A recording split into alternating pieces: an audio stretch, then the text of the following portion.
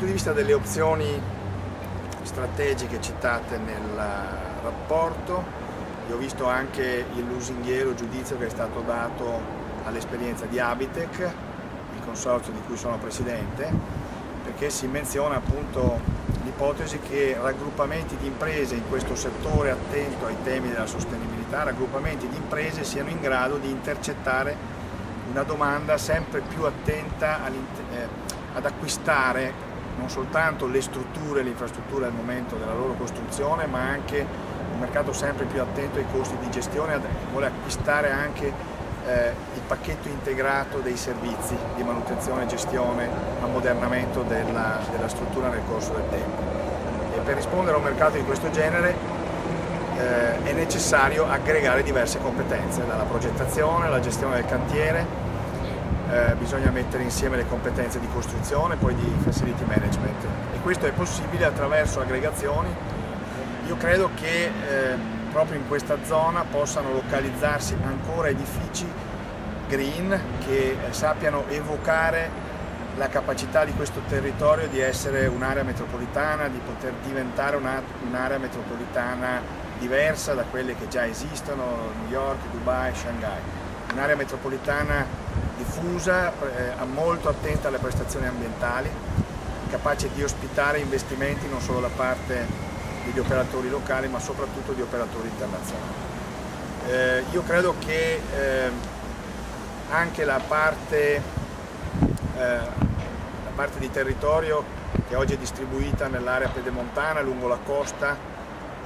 possa ricevere l'influsso positivo di un'eventuale crescita degli investimenti in quella che possiamo chiamare la downtown Venice, quest'area in cui ci troviamo. Naturalmente rendere possibile investimenti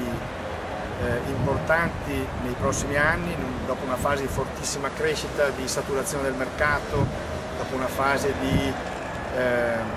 diciamo, prosciugamento anche dei capitali destinati alla componente immobiliare, riuscire a raggiungere questo obiettivo comporta un accordo pubblico-privato, una capacità di revisione, di pianificazione del paesaggio, del territorio che finora non siamo riusciti ad esprimere.